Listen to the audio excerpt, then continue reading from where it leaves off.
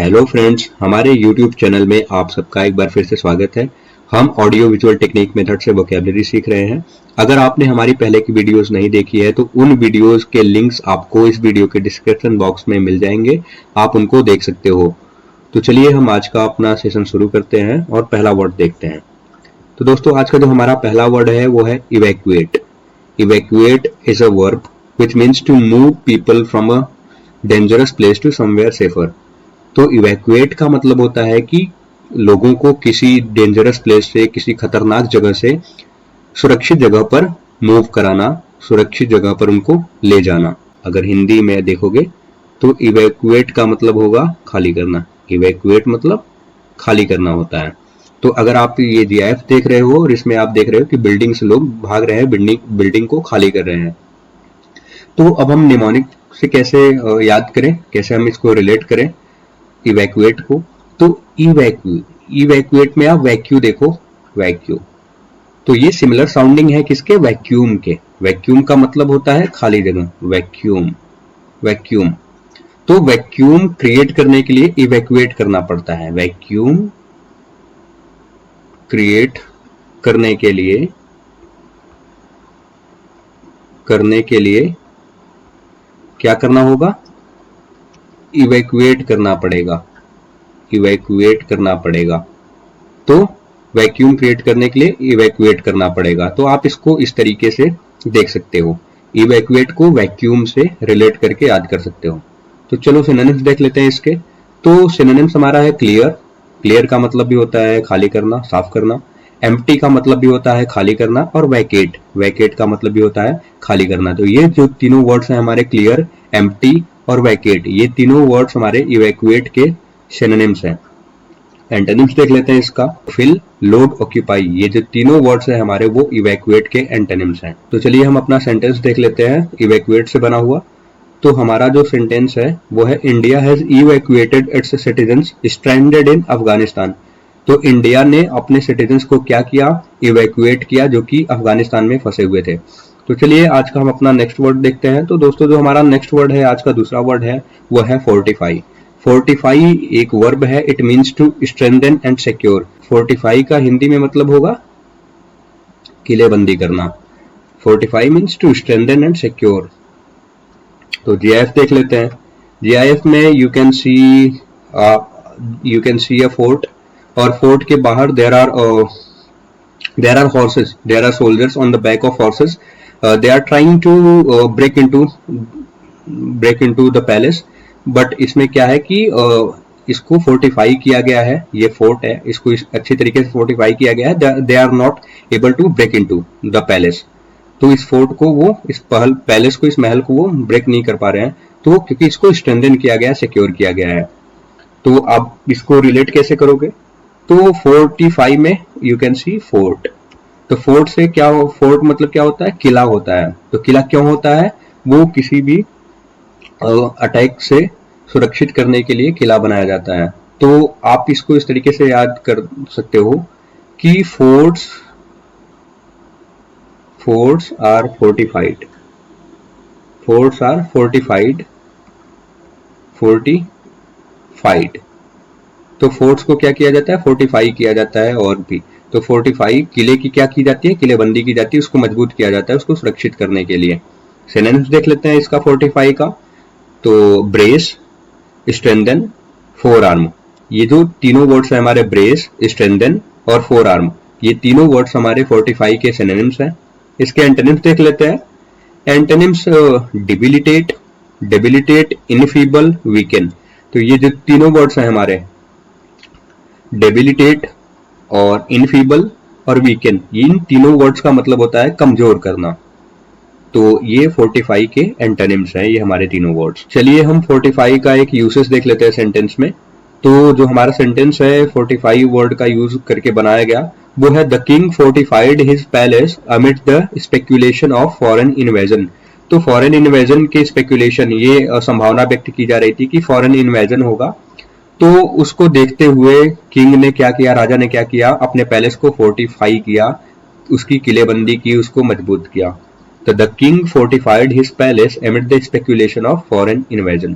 तो चलिए दोस्तों देखते हैं अपना नेक्स्ट वर्ड। जो हमारा तीसरा वर्ड है आज का वो है ट्रेजेडी। ट्रेजेडी एक नाउन है। It means a disastrous event. कोई ऐसा इवेंट जो कि डिजास्टरस हो उसको हम क्या कहेंगे? ट्रेजेडी। अगर ट्रेजेडी को आप हिंदी में देखोगे तो ट्रेजेडी का मतलब होता है त्रासदी।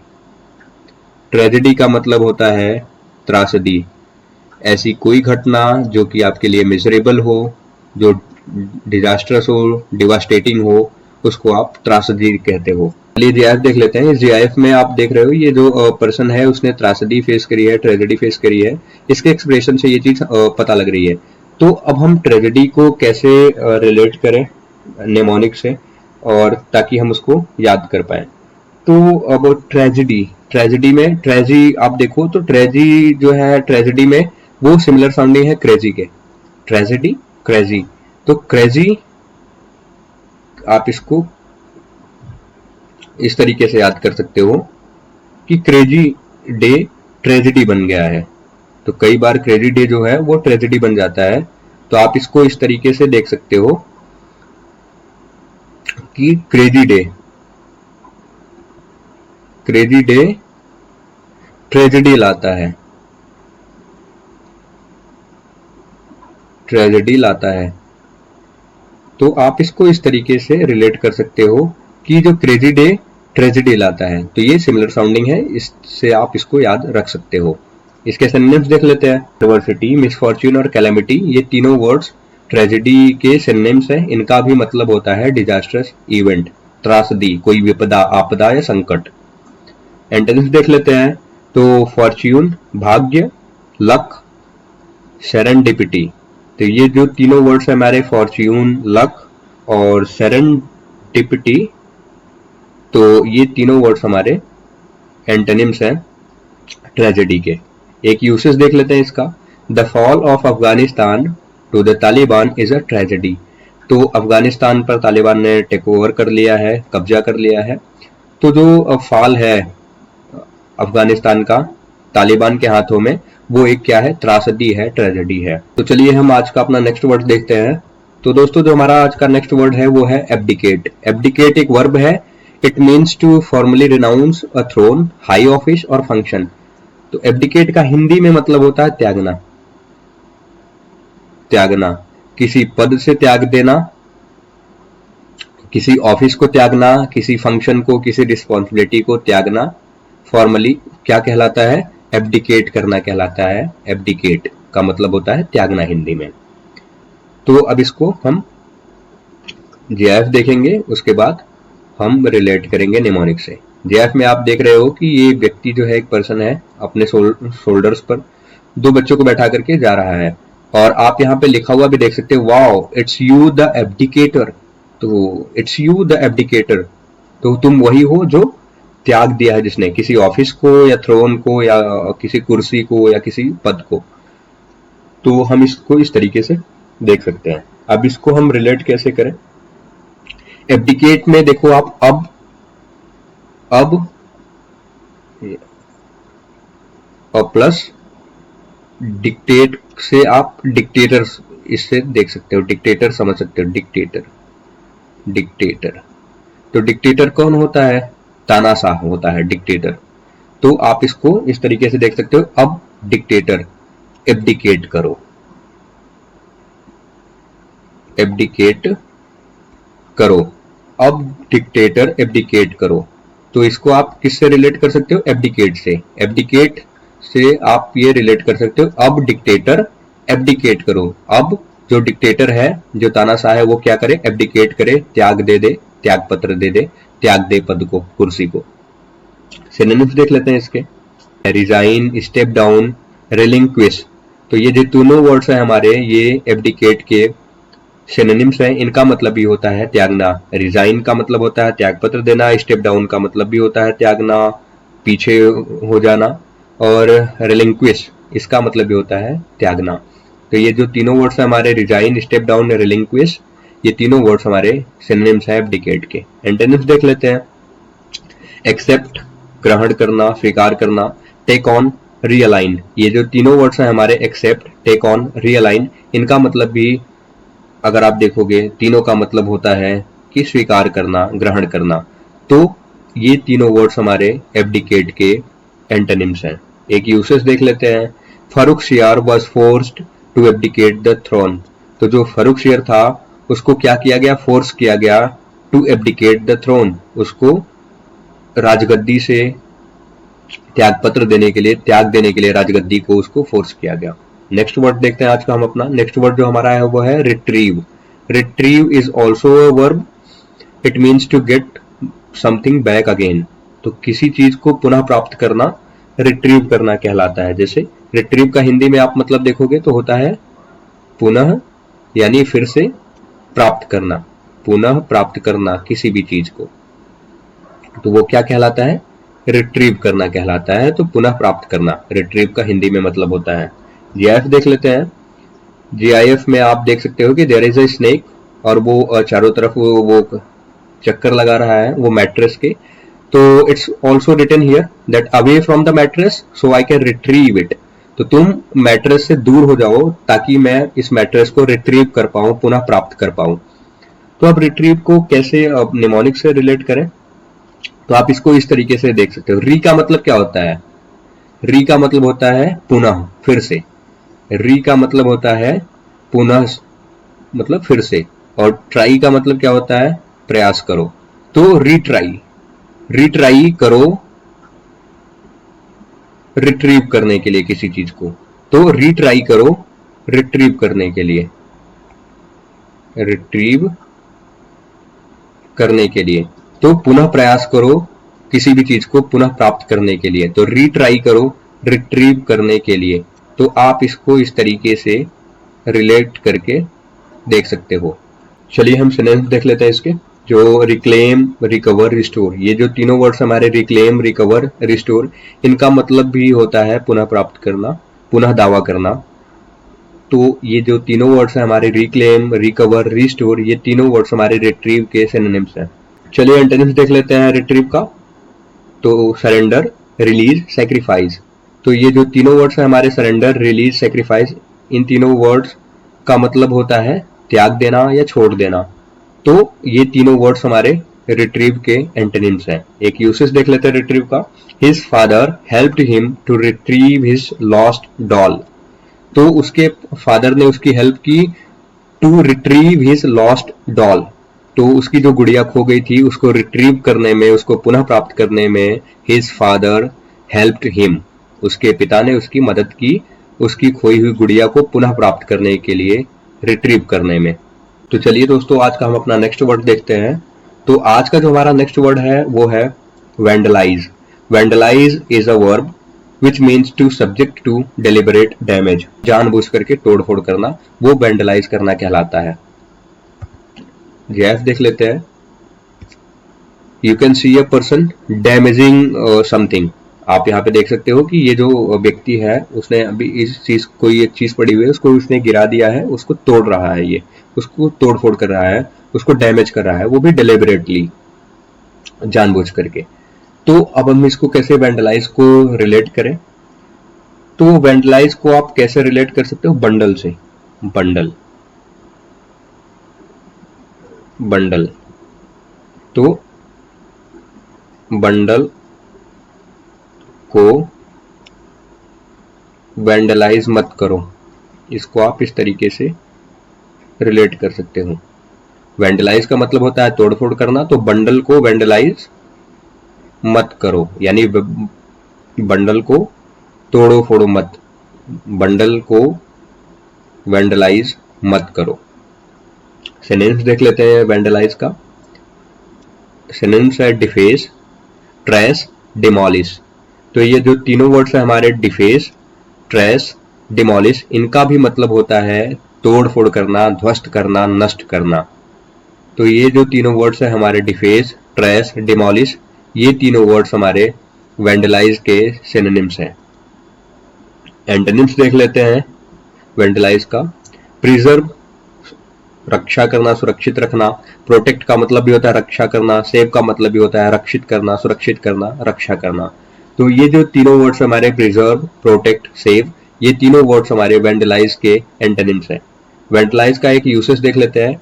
महाराजा Ranjit Singh statue was vandalised in Pakistan. Recently आपने न्यूज देखी होगी, तो महाराजा रणजीत सिंह की का जो स्टैच्यू था, उनकी जो मूर्ति थी, it was vandalised in Pakistan.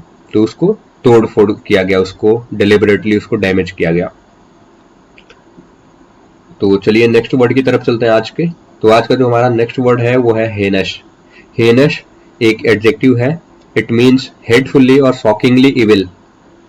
तो हेनस का अगर आप देखोगे हिंदी में मतलब, तो वो होता है जघन्य।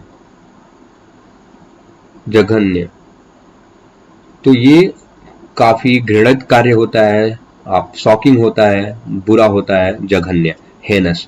कोई चीज अगर काफी बुरी है, काफी शॉकिंग है और वो बुरी है, तो आप उसको कहते हो ये जघन्य है। जैसे हेनस क्राइम हम बात करते हैं ना, जैसे rapes and murders are heinous crimes.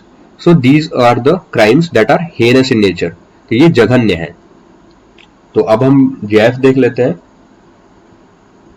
तो आप यहाँ पे देख सकते हो, the person is trying to kill the lady, और आप इसमें इस तरीके से देख सकते हो। So I have already told you that the murder and rape both are heinous crimes. So you can see the person trying to kill the lady, और ये जघन्य अपराध है एक तरीके से। आप इसको इस तरीके से हेनस को समझ सकते हो। और अब इसको निमोनिक से रिलेट जो कैसे करेंगे हम, तो आप अगर इसको निमोनिक से रिलेट करना चाहो तो HEI हे, HEI हे में, हे का चाइनीज में मतलब होता है ब्लैक। चाइनीज अगर आपको पता हो तो हे का मतलब चाइनीज में होता है ब्लैक।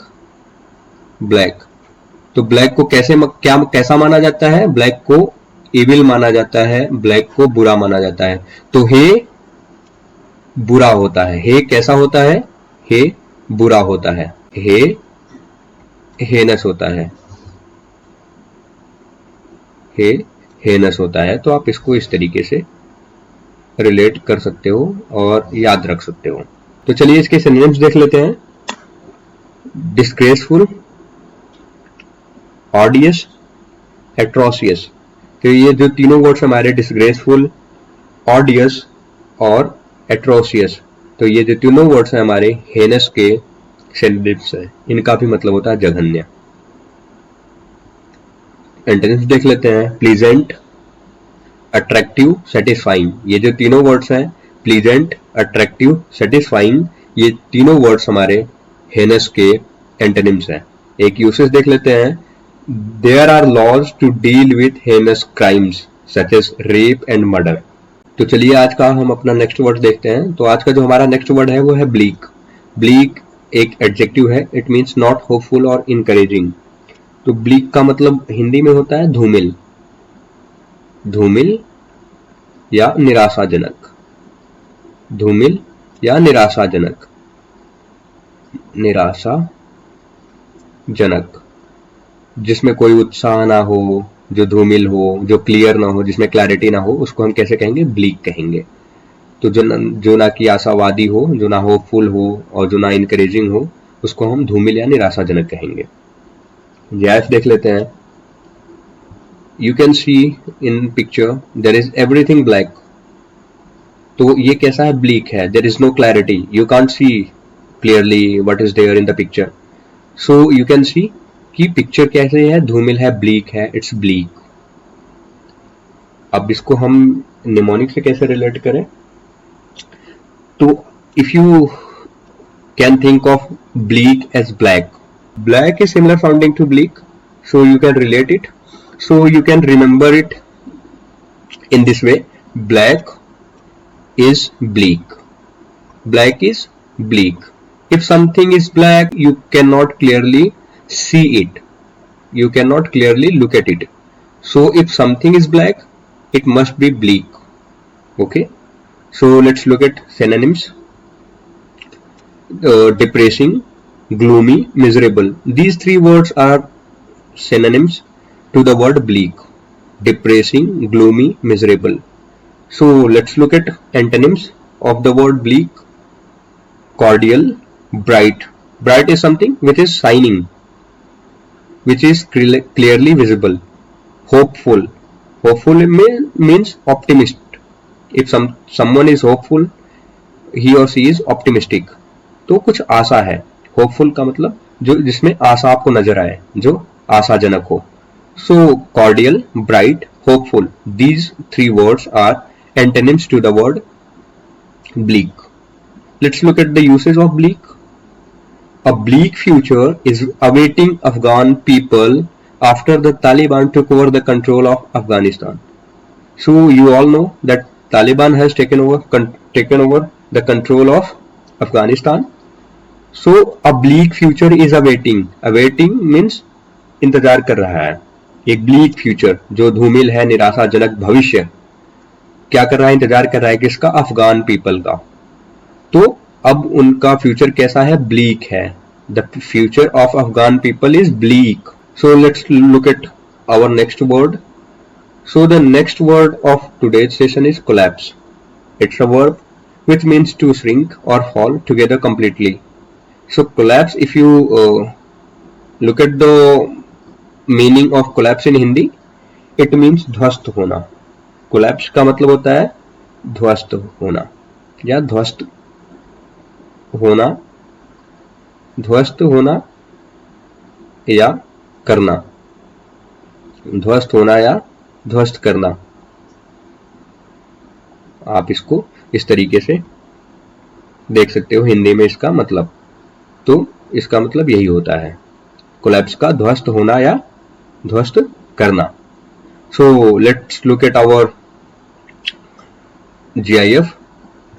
तो GIF में you can see a building. आप यहाँ पे बिल्डिंग को देख सकते हो जो ध्वस्त हो रही है. ये it's completely collapsed. It is shrinking, it's falling completely. So आप इसको इस तरीके से देख सकते हो. You can see the building. Building is collapsing. Building कैसी हो रही है? ध्वस्त हो रही है. तो हम इसको रिलेट कैसे करें? If you look at the word collapse, you can see co and lapse. If you see the CO, को का मतलब क्या होता है? टुगेदर. टुगेदर यानी साथ, साथ. लैप्स का मतलब क्या होता है? लैप्स का मतलब होता है गिर जाना या लैप्स कर जाना या गिर जाना. तो लैप्स का मतलब होता है गिर जाना, लैप्स कर जाना, फेल कर जाना. तो को लैप्स, को का मतलब टुगेदर, लैप्स का मतलब गिर जाना. तो जो चीज साथ साथ गिर जाए, एक साथ ध्वस्त हो जाए, एक साथ गिर जाए, उसको हम क्या कहेंगे? कोलैप्स कहेंगे. So I think it's pretty clear. जो को टुगेदर लैप्स, गिर जाए, साथ साथ जो पूरी तरीके से कंप्लीटली गिर जाए, ध्वस्त हो जाए, नष्ट हो जाए, उसको हम क्या कहेंगे? वो कोलैप्स हो गया या कोलैप्स कर गया. Let's look at the synonyms of collapse. Crumple, implode, disintegrate. These three words, crumple, implode, disintegrate, all these three words are synonyms to the word collapse. Let's look at the antonyms of the word collapse. Rejuvenate, hold up, revitalize. These three words, rejuvenate, hold up, revitalize, these three words are antonyms to the word collapse. Let's look at any uses of the word collapse. The school building collapsed due to flooding caused by excessive rain. The school building collapsed. School building क्या हो गई? ध्वस्त हो गई, एक साथ गिर गई, नष्ट हो गई. Due to flooding caused by excessive rainfall. Due to flooding, flooding बाढ़ के कारण. और बाढ़ किसके कारण हुआ? एक्सेसिव रेन के कारण, काफी भारी मात्रा में बारिश के कारण फ्लड आया और फ्लड से the school building collapsed, completely ध्वस्त हो गई, पूरी तरीके से गिर गई. सो दोस्तों चलिए हम आज का अपना अगला और लास्ट वर्ड देखते हैं. तो दोस्तों आज का जो हमारा नेक्स्ट वर्ड है और लास्ट वर्ड वो है feasible. Feasible is an adjective which means possible to do. If something is feasible for you, it means it's doable, you can do it, you are able to do it. But if it is it is not feasible for you, it means you are not able to do it, you are not capable of doing this. Any task, it may be any task. So let's look at GIF. In this GIF you can see the word possible written in the GIF. So possible means संभव. If something is possible, it means it's doable. You can do it. तो अगर हम feasible का हिंदी में मतलब देखें तो इसका मतलब होता है साध्य. साध्य, साधने का मतलब होता है करना किसी चीज को. तो अगर वो आपके लिए कोई चीज साध्य है तो इसका मतलब आप उसको कर सकते हो. तो feasible का हिंदी में मतलब होता है साध्य. अब इसको हम कैसे रिलेट करें निमोनिक से. आप फिजिबल में EASI, इजी, इजी, इजी, तो EASI जो है वो सिमिलर साउंडिंग है इजी के, इजी के. तो इजी कार्य फिजिबल होता है, फिजिबल, फिजिबल होता है. तो इजी कार्य कैसा होता है, फिजिबल होता है. If it is easy for you then it's feasible for you, it's doable, it's pretty much doable, you can easily do it if something is feasible for you. तो जो आपके लिए फिजिबल है वो आपके लिए इजी है. तो हम इसको इस तरीके से देख सकते हैं कि इजी कार्य फिजिबल होता है. सो let's look eight synonyms of the word feasible. Attainable, practical, plausible, ये तीनों वर्ड्स फिजिबल के सिनोनिम्स हैं. तो एंटोनिम्स देख लेते हैं. Unrealistic, farfetched, inconceivable. तो ये जो तीनों वर्ड्स हैं हमारे, अनरियलिस्टिक, फारफेस्ट, इनकंसीवेबल, तो ये तीनों वर्ड्स फिजिबल के एंटोनिम्स हैं. एक यूसेज देख लेते हैं इसका. It's not feasible for the government to procure all farm produces at MSP. तो ये गवर्नमेंट के लिए फिजिबल नहीं है कि गवर्नमेंट सारे जो फार्म प्रोड्यूसर्स हैं, जो हमारे कृषि उत्पाद हैं, उनको MSP पर उनका प्रोक्योरमेंट कर पाए, उनकी खरीद कर पाए. So it's not feasible for the government to procure all farm producers at MSP. तो दोस्तों आज के लिए बस इतना ही. आप वीडियो को लाइक करिए, शेयर करिए. हमारे चैनल को अभी तक अगर आपने सब्सक्राइब नहीं किया है तो हमारे चैनल को सब्सक्राइब करिए. आप एंजॉय करिए, सीखते रहिए, अपना ख्याल रखिए. हम नेक्स्ट सेशन में फिर आपसे मिलेंगे. तब तक के लिए goodbye. Thank you so much.